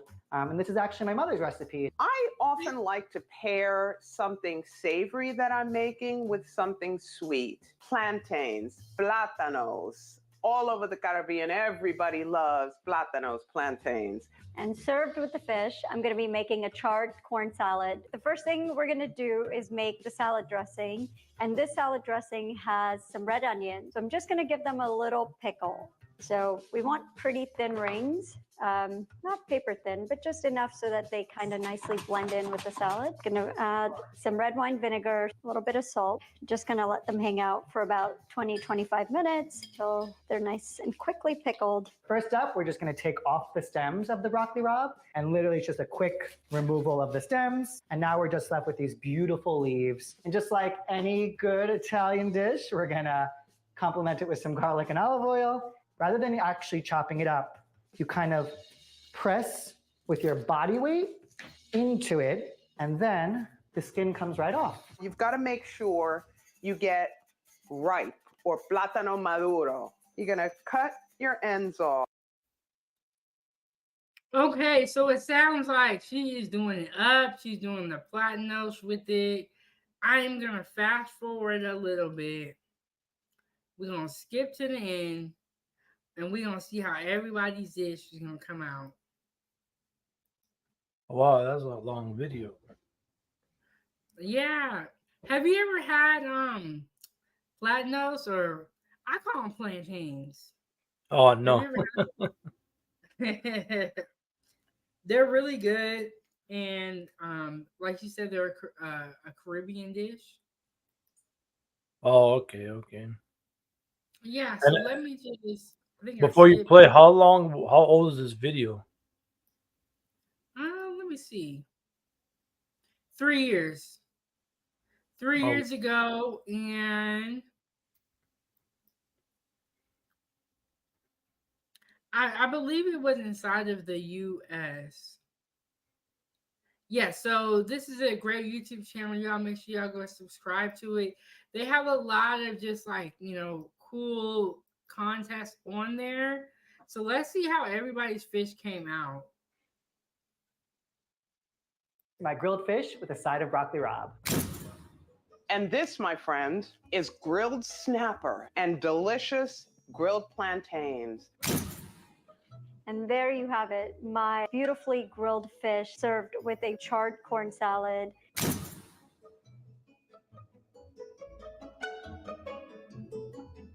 The dish looks great. It smells amazing. Okay, so which dish would you eat? I'm gonna slide this back, Hassan. You tell me. Which dish would you eat? I go level 1, John's grilled fish.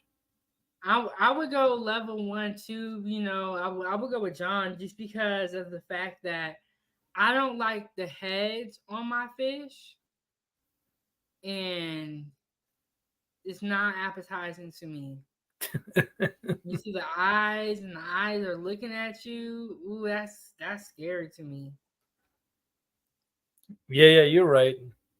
And level 1, especially the lemon is perfect.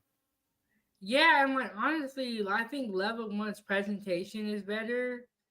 and it looks cleaner, and he has the citrus on there. Level 2 and level 3 don't really look that appetizing. And I would say level 3, she had the white coat on, so she was a chef. Which goes back to what I was saying, y'all. Not every chef can cook, but I mean, level. no, What go were you ahead. gonna Go say? ahead. My bad. Go ahead. Finish what you're saying. No, I was gonna say level 3. Like the presentation isn't there for me. I mean, level 3, when you look at it, looks like there's like, I don't know, does that look like ants to you, bugs or something on top of it? And level 2, if you, it looks like a snake on top of it, like like damn. But hey, I'll say this though, it might taste good though. Don't let the image fool you though. Or it could That be is very disgusting. true. It might be good, but I would say in level 2, I don't like the way the fish eyes are like white like that. Yeah. Like And level 3, I think the eyes are closed. you said, like ants or bugs. It does kind of. I don't know. It just look weird, and like I don't. It's weird. Yeah. It's just like black stuff and white stuff on level 3. Now I'm looking at it even more on level 2. When you see the mouth, yeah, I can't do that. Yeah, like that fish looked like it was killed in a way where it was in distress or something. Like the only way I'll eat that though, if I'm hungry and I have no other option. Yeah, but if I went somewhere to order and they brought me level 2 or level 1, I would be like, I'm not eating this. You mean level 3? Like No, but if you have no choice though, like say you're hungry and you gotta eat something, And I would say, like, even though I don't eat, fish with the eyes on it, if I went to another culture and I ordered it from a restaurant, I wouldn't make a big deal about it. Like, ooh, this is nasty. I wouldn't do that because I know that's how they eat their fish. Yeah, some cultures, yeah. Yeah, it's like some places that eat the fish like that with the head on. But someone told me that the fish eyes are high in calcium. Mm. And so they ate the eyes because the eyes are good for you. Well, yeah, some people even eat. I heard birds are good too. They like eating birds. Yeah, I was thinking about doing an episode on like exotic meats because we be eating like chicken, pork, and beef, but there's a lot of different meats out there. Yeah, you're right on that. And China that they eat crocodiles too, or alligators or something. And then I think they be eating alligator down in the south too. Oh, I've really? never had gator before. I mean, some people say it's good, so I don't know. And then in Australia, they be eating kangaroo. So there's just a lot of different. And sometimes they eat. I've never had them, but in Alaska, sometimes they be eating bear and moose. Well, that's Up new. here I in never. Alaska, and I heard moose meat is good. Damn. Because the common person never heard that either. Like you said, chicken, beef, or pork. Yeah. Like you just think of like the main ones. You don't think of exotic meats like that. Hassan, so where you're from, are there any exotic meats that you guys normally eat? Or what type of meats do you guys eat I over mean, there? and beef, chicken. Some people eat, like I said, birds. They cook them really good. Some people eat goats. Like goats are good. And some people, like mostly the desert people, they eat camels. They say camel meat is good. Ooh, camels? So I don't know. Mm, I never tried it, but the mm. only one I'll try, maybe birds. They say birds are good, but I don't know. Other than that, I'm not doing it. I can't imagine eating a camel. Sorry. Well, my friend had this guy he knew at Walmart. He's pretty cool. He said when he was in the army, have you heard of the country of Eritrea? Eritrea, Mm. Eritrea is like in North Africa or somewhere. So the soldier they got so hungry, they shut down gorillas and they ate them. So because Wait, they was eating gorillas? and my yeah, because they got so hungry that they needed to eat something, and then like in the middle of nowhere too. So they started eating gorillas? I wonder why more people don't eat gorillas. Or I wonder if the meat on gorillas I tastes weird mean, or something. well, I mean, Like, there's you certain never hear nobody eating gorillas. yeah, but so there's some things like you're not gonna eat. Maybe it's disgusting. Like, wait, what? We gotta say like the common person mostly eat beef or chicken. That's all that Yeah. you know. But yeah, that story Yeah. when he at first we didn't believe him, but then when he said when I started digging into it, I said, oh damn, that could be real. Because again, the one thing about human beings, once if we get hungry, and we have no money or whatever, we'll eat anything. Some people will eat other humans, and that has I happened. was watching this show on YouTube. I forgot what YouTuber it was, but he went and stayed with the last tribe on Earth that is cannibals, and so they eat people. And I was just like, I can't imagine going to stay with some people that eat people because I'm gonna be feeling like you're gonna get ready to eat me.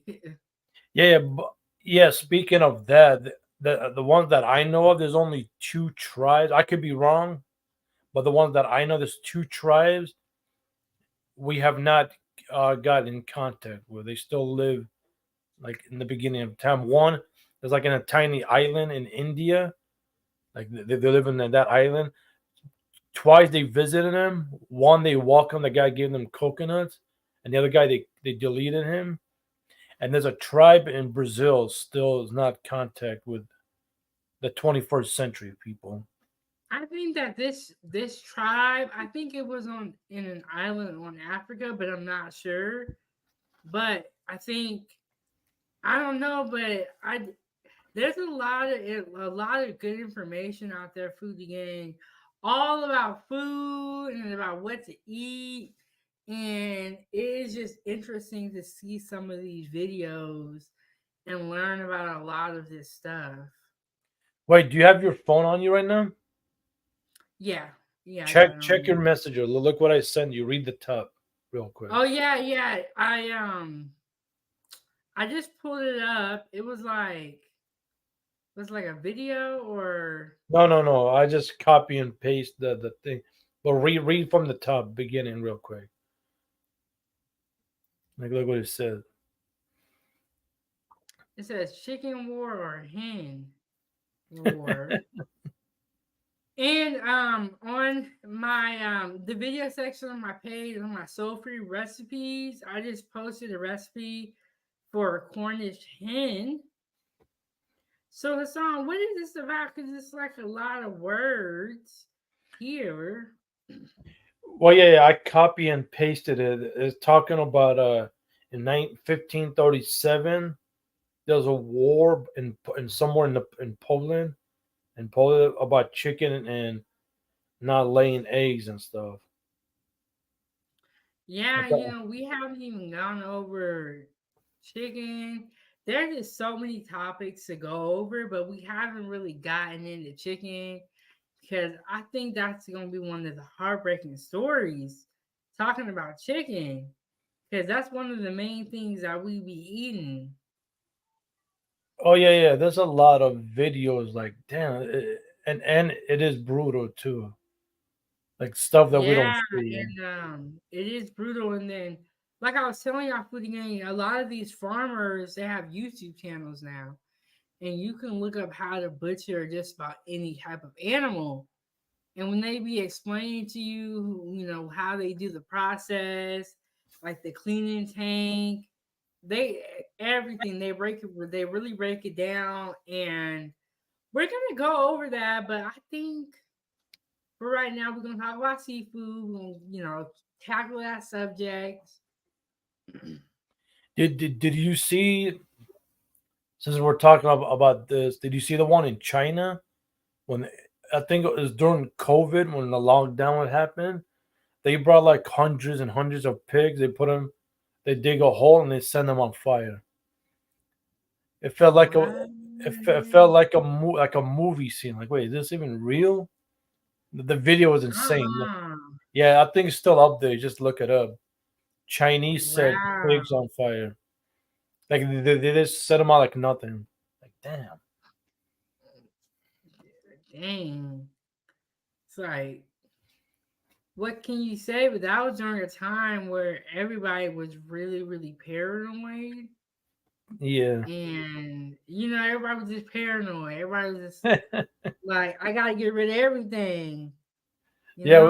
it was crazy time, man. It lasted what, a whole year, a year and a half, maybe. And I think, well, one of the things that we can't plan for is like the post COVID, after it's all over. But it got crazy. It's crazy how people already forgot when COVID happened. What March 2020, then May, June when we started going more outside more. Then riots happened. You saw what happened in Chicago when they entered the zoos and they let all the animals out. I didn't see when they let all the animals out during COVID. Yeah, yeah, no, yeah. When the riots was happening, Hassan, that's why we need you to be going live and to be reporting it's all like this stuff because you know about everything. it's like damn, yeah, it got bad. Yeah, like Matt, No, I didn't know about that.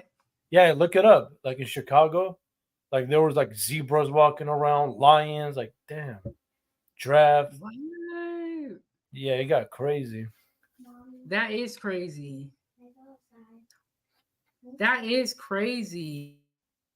Yeah, I think it happened in June of 2020. Yeah, June, July. It's crazy that we all lived through that time of the pandemic.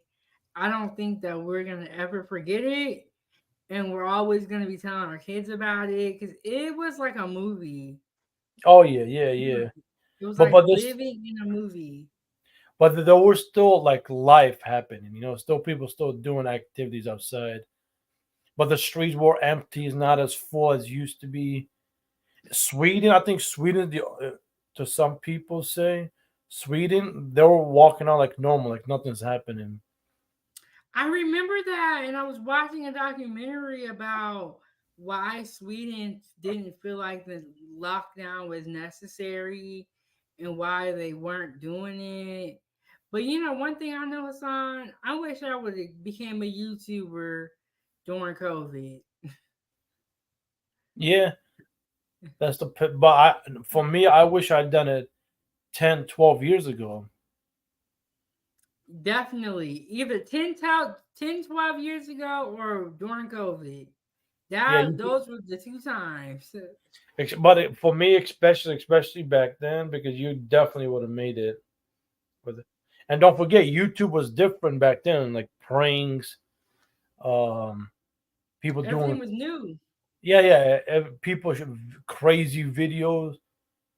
Because this whole new process, you can't say this, you can't show this. This is like what 4 or 5 years now. It's like a new thing in YouTube. YouTube changed a lot. Yeah, you know what happened? The lawsuits went on. They got sued, and they was like, "Oh, we gotta put this rule, this rule." That's how rules get created. Somebody breaks them, or somebody does a lawsuit, and you find out about a new rule. You're like, "Oh, I didn't even think about that." And so that's when all these new standards got passed down. What's up, Hassan? It takes one person to ruin it for everybody. Exactly. It takes one lawsuit or one person to do something that could land them in trouble to get a new rule, and that's all. We got all these rules, but I'll say this: I feel like, in my opinion, YouTube has less rules than Facebook. Oh, Facebook is a lot trickier. They got a lot. Facebook is very complicated. damn. But if YouTube removes these damn rules, everybody will make it by now. The crazy stuff we be seeing. I mean, it is still crazy now, but imagine the crazier we get. But within 6 months, Yeah. we'll be a million subscribers. Yes, I agree with you on that.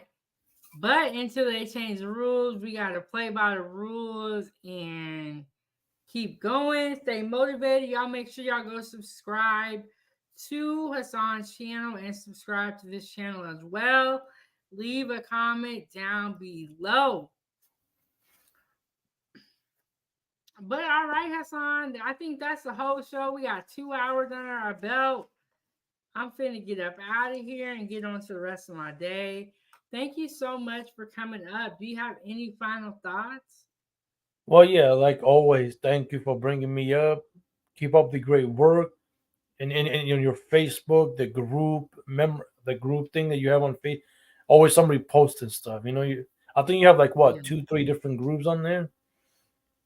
I have one group on Facebook, but I am a part of a lot of different groups on Facebook, and some of the admins and the members on the fan page, they have groups of their own. So it's a whole little network. And one thing I'll say, Hassan, is that the food community is very positive, very helpful, and they're always looking to, spread knowledge and help and support. Yeah, yeah, and keep up the great work. Like I said before, I see you everywhere now: Facebook, Twitter, TikTok, Instagram. You're everywhere now, which is a good thing. Yeah, and like I said, Foodie Gang, it's one day at a time. Nothing happens overnight. Keep chugging along, keep working hard, and supporting, leaving comments down below like Hassan does. I think is also the best way to grow is But to yeah, network. but other than that, thank you and have a great day, 907. All Good right, day. Hassan, I'm getting ready to drop you up out of here. All right, there we have it, Foodie Gang. That was Hassan from the Hassan Tahir Show. Make sure you guys go and subscribe. As he stated before, he's going to start going live again for the month of July. And Hassan has really great live stream going over a lot of politics, a lot of news, and social issues. So make sure you subscribe to Hassan's channel. So we have been up here for about 2 hours, Foodie Gang, and I am gonna close the show up, and I'm gonna get y'all out of here. So we talked about mastering the grill, Chef Big Bank's kitchen talk, tips and trips, and tips and tricks. So we went over a charcoal grill. We went over an electric gas grill, and I really showed you guys the difference. I am going to be having some more live streams about grilling. Let me show you guys this one thing before we get up out of here. The reason why we are going to be talking about grilling a lot is because we have our contest currently going on. Okay, here we go. We have our contest currently going on at this moment. It is going to be the Foodie Gang first annual grill off. And we are going to be talking about grilling for the next 2 weeks. So stay tuned. And so there we have it. We have our Foodie Gang first annual grill off. And I just want to say thank you to all the Foodie Gang members who stopped by. Y'all know it's Sunday. I'm doing a pop-up live stream. So I appreciate everybody coming through. Hit the like button, hit the like button, hit the like button. Subscribe to the YouTube channel to support the channel and keep the stove on. This money sign Chef Big Bank. Like Hassan said, I'm everywhere, so follow me everywhere I go. Facebook, TikTok, Instagram, Rumble, and of course, YouTube. I also make children's content. So if you do have any kids, make them subscribe to It Was Playtime. We have a lot of fun on that channel. And if you want to enter into the contest, go ahead and join the Facebook group, Chef Big Bank Foodie Gang fan page, and shop the Foodie Gang store and get your merch. I have the 907 Good Eats t-shirt on today. And for tomorrow's live stream, let me just let y'all know it is going to be July 1st. So we're kicking off the new month. So tune in for that live stream. It's going to be a lot of fun. And we are going to be talking about shrimp. We are going to be talking about shrimp. So tune in for tomorrow's episode. It may change, but for right now, I think we're going to be talking about shrimp. So hit the like button, and I will see you guys tomorrow. And in the comment section, let me know if you like to grill, and if you do, what is your favorite thing to put on the grill. So I am going to hit y'all with the outro video, but I just wanted to show you guys show you the information for the Foodie Gang first annual grill off. It's gonna be a lot of fun, and it's gonna be some good food. So all grilled food is accepted, whether it's meat, vegetables, fruit, anything that you can put on the grill will be accepted. Okay, I'm about to hit y'all with the outro video. Have a good rest of the day. I'm your host, and this is Kitchen Talk with Chef Big Bank.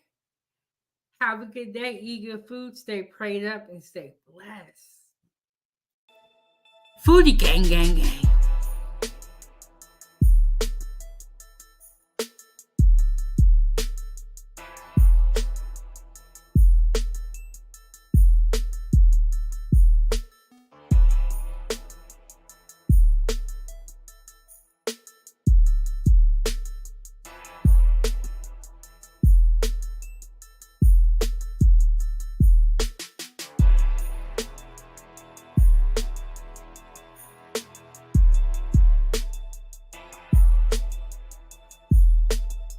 Food gang, gang, gang.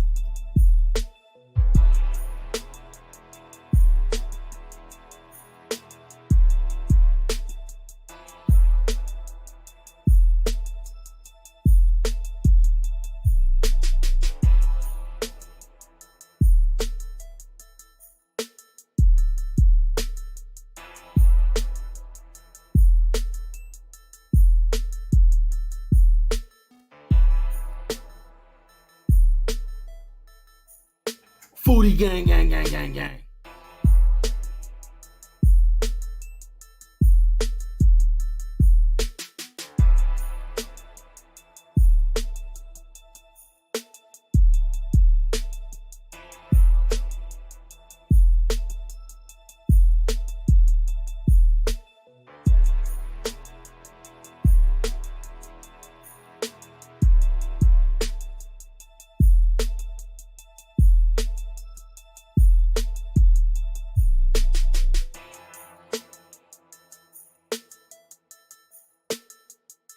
Foodie gang, gang, gang, gang, gang.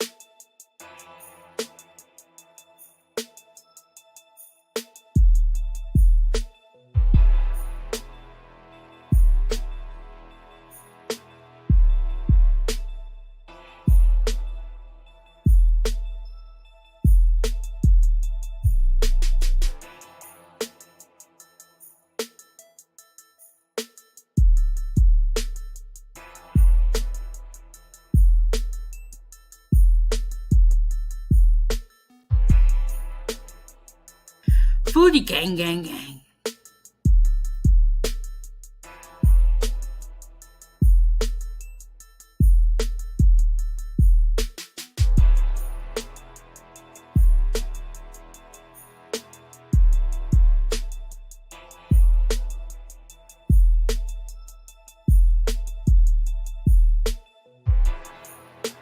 This is Chef Big Bank. Thank you so much for watching at 907 Good Eats. Make sure you hit that like button. Don't forget to subscribe, and I'll see you next Wednesday at 9 a.m. I'm out.